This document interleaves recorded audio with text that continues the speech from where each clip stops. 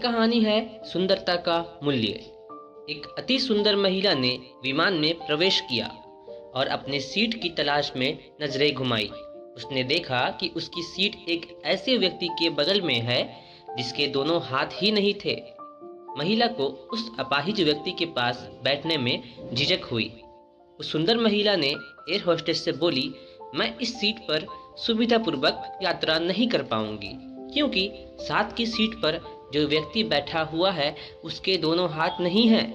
उस सुंदर महिला ने एयर होस्टेस से सीट बदलने हेतु आग्रह किया। असहज हुई एयर होस्टेस ने पूछा, मैम क्या मुझे कारण बता सकती हैं आप? सुंदर महिला ने जवाब दिया, मैं ऐसे लोगों को पसंद नहीं करती। मैं ऐसे व्यक्ति के पास बैठकर यात्रा नहीं कर पाऊंगी। दिखने में पढ़ी लिखी और विनम्र प्रतीत होने वाली महिला की यह बात सुनकर एयर होस्टेस अचंभित हो गई। महिला ने एक बार फिर एयर होस्टेस से जोर देकर कहा कि मैं उस सीट पर नहीं बैठ सकती, मुझे कोई दूसरी सीट दे दी जाए। एयर होस्टेस ने खाली सीट की तलाश में चारों ओर नजरें घुमाई पर कोई भी सीट खाली नहीं दिखी। एयर होस्टेस ने महिला से कहा कि मैडम, इस इकोनॉमी क्लास में कोई सीट खाली नहीं है, किंतु यात्रियों की सुविधा का ध्यान रखना हमारा दायित्व है। मैं विमान के कप्तान से बात करती हूँ, कृपया तब तक थोड़ा धैर्य रखिए।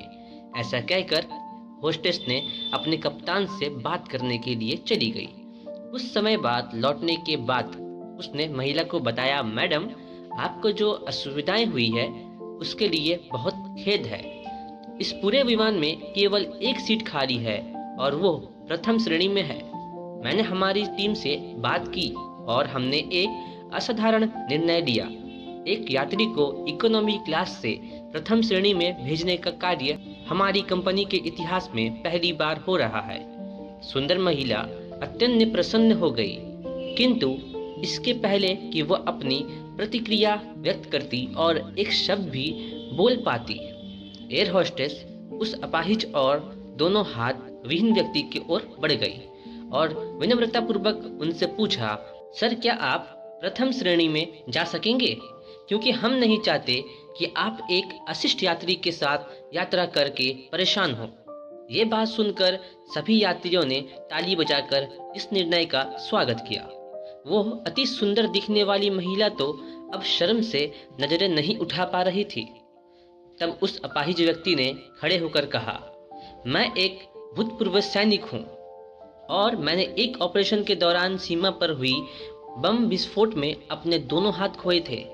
सबसे पहले जब मैंने इन देवी जी की चर्चा सुनी तब मैं सोच रहा था कि मैंने भी किन लोगों की सुरक्षा के लिए अपनी जान जोखिम में डाली और अपने हाथ खोए। लेकिन जब आप सभी की प्रतिक्रिया देखी तो अब अपने आप पर गर्व है। अपने आप पर गर्व महसूस हो रहा है कि मैंने अपने देश और देशवासियों की खातिर अपने दोनों हाथ खोए। और इतना कहकर वो प्रथम श्रेणी में चले गए। सुंदर महिला पूरी तरह से शर्मिंदा होकर सर झुकाए सीट पर बैठ गई। दोस्तों, अगर विचारों में उदारता नहीं है तो ऐसी सुंदरता का कोई मूल्य नहीं है। अगर मेरी कहानी आपको अच्छी लगी हो तो वीडियो को लाइक कीजिएगा और चैनल को सब्सक्राइब जरूर कीजिएगा।